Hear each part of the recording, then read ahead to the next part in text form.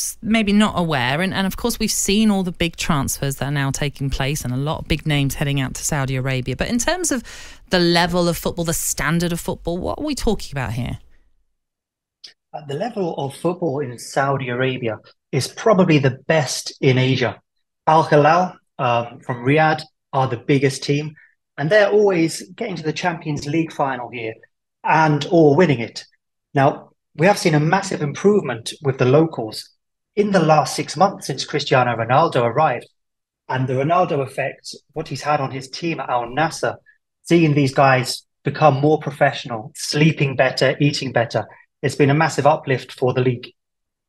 Liam, where do you think this league can actually get to? Because people try and compare it with when China tried to sign players and it didn't work. But do you actually feel that the Saudis are here for good and more players obviously will go? And I can actually start seeing over the next year, a lot of these teams out there having really strong sides. And Saudi Arabia, let's not forget, look how well they've done at the World Cup. When I was watching them, some of their players were very good players. Yeah, absolutely. Now, the thing that Saudi Arabia have over China and over the MLS is the proximity to Europe. Within 6 hours, you can be in London. There's a massive, massive draw, if you like, for the players. They've definitely got the money, especially with the backing of the Public Investment Fund, throwing billions at it. Also, the owners of Newcastle United. And we've seen in the last window they've started to move away from the experienced 30-plus-year-olds. And we saw last night, Jota, 24 years old, leaving Celtic. This is the kind of players they now want to attract. And their goal is to be a top 5 league in the world. So what do you say to those that might be scoffing at all of this and saying it is merely about the money?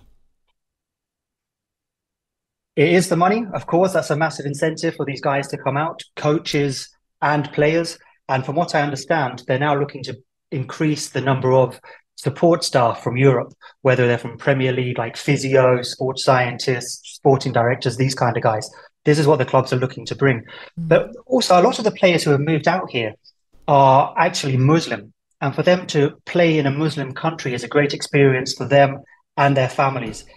Players like N'Golo Kante and Benzema, who are playing for Al-Ettifaq in Jeddah, that's just an hour's drive from Mecca. Liam, do they need any striker coaches or sprinter coaches? I've done my coaching badges. I can give you my details, try and sort something out. What, you want to work with Ronaldo? Yeah, Benzema, try and help Ronaldo with his sprinting, do a bit better.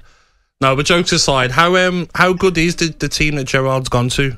Where will they finish in the new season, do you reckon? Okay, well, the league's been expanded to 18 teams this year from 16 last year. And Al-Ettifaq in Daman is normally a 6th or 7th place team. They'll be looking to get into the top 3, but realistically, the funding that these guys now have above them is going to make it very, very difficult. If they can improve on last year's performance and have a good run in the King's Cup, which is the equivalent of the FA Cup, I think that will be a good season for them. And also, they have Al-Khalij who play in Daman as well, the local rival. It's always important for these guys to beat them.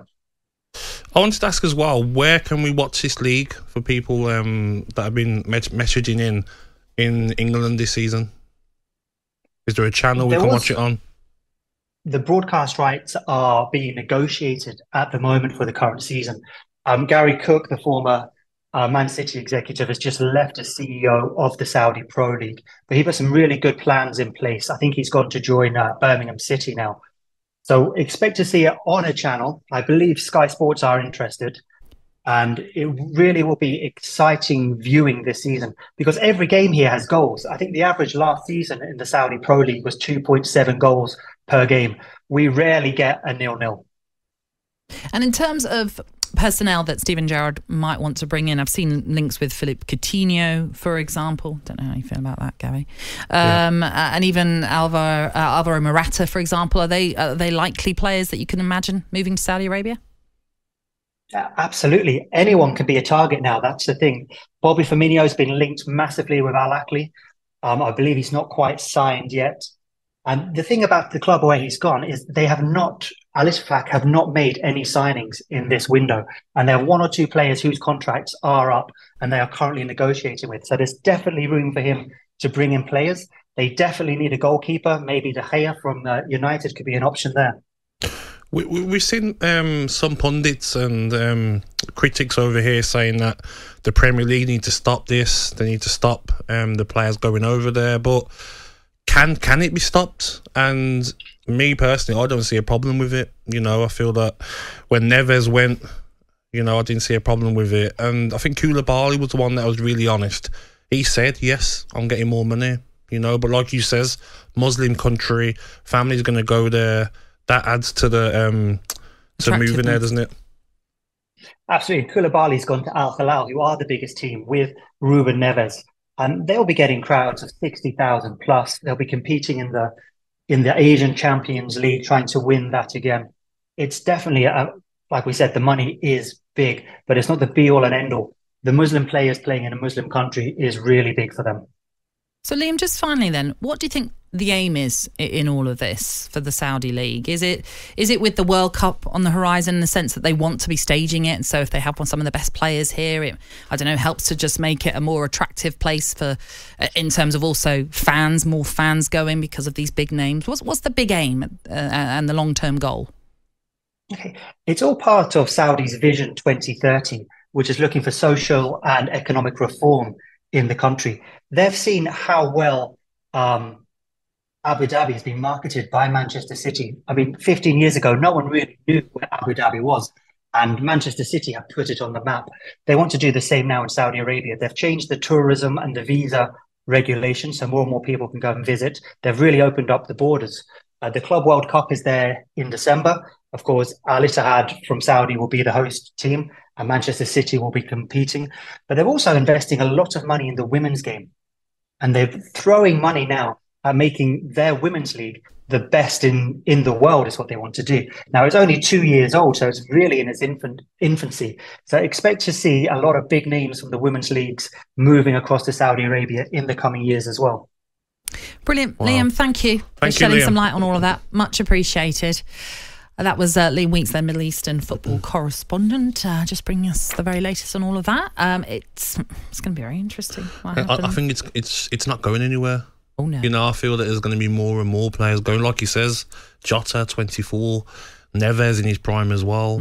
Younger players will go there, and I think it's scary for the Premier League for some of their players. Oh, they'll be looking on. Even look, Harry Kane, for instance. You never know. No. You never know on a free transfer. You never know. Imagine what they'd offer him. Well, I mean, you could get offered something silly, £1 million a week or something over there, and you can't turn it down. You never know. I'm telling you, a lot of players now saying to their agents, "Can you get me over there? Can you get me over there?" Oh yeah, it'll be a case of just find out, put some feelers out. I've always wanted to play there. You know, It's been a dream. Just want to get the league up there. Well, as you say, it isn't going away, and it's something to keep an eye on. Certainly. And Mbumo will be perfect over there. Stop that! No one's leaving. No, we don't want anyone to leave at Brentford. We're happy. talkSPORT Breakfast, waking you up Monday to Friday morning from 6 a.m. on AM, on DAB, via the talkSPORT app, and on your smart speaker. talkSPORT.